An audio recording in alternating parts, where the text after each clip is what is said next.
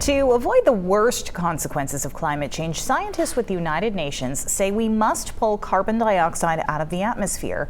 A company in the U.S. says it's developed a cheap way to do so, attracting some big-name investors. Yeah, that plant is in Oklahoma, and it will pull 5,000 tons of carbon dioxide from the air every year. So big picture, just a drop in the bucket. However, reporter Chase Kane shows us why the impact could be much bigger.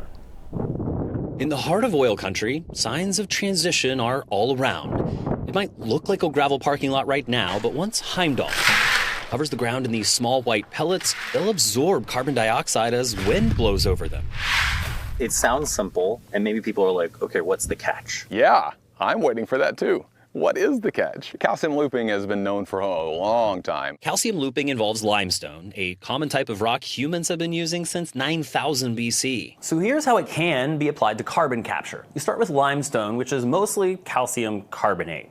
They heat it up to remove the carbon and add water, and then you've got calcium hydroxide, which looks like this. It's also known as slaked lime, and from Heimdall, it looks like this, like these white pellets. And when these are exposed to the air, a natural reaction takes place with that calcium hydroxide. It's pulling carbon dioxide out of the air, combining and essentially recreating that calcium carbonate that you started with. So then they can heat this back up, pull out the carbon dioxide, and start the process all over again. The catch to it is that Susan Brantley is a geochemist at Penn State University and explained that this process requires energy. In this case, Heimdall's using fossil gas instead of wind or solar. making the grains that they put out, that costs energy. Burning off the CO2, that costs energy. And then, getting the CO2 down into the ground costs energy. So basically, it's a tax, on the whole process that's producing the CO2 in the first place. It is energy intensive, but those combustion gases will be sequestered, but it's a good starting point. I like psychology a lot, and there's this nirvana fallacy where you try to perfect things too much, right? There's no point in doing it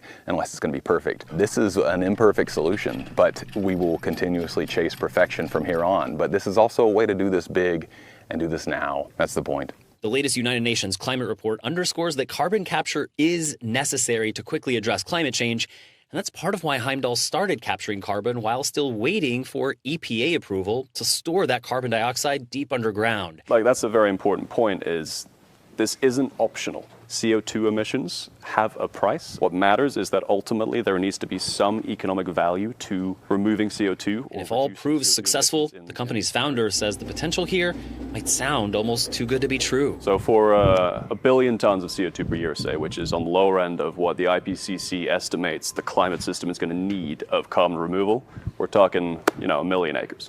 That is less than 0.1% of the state of Texas. So we can literally completely undo the damage that has been caused in the last few centuries of industrial revolution.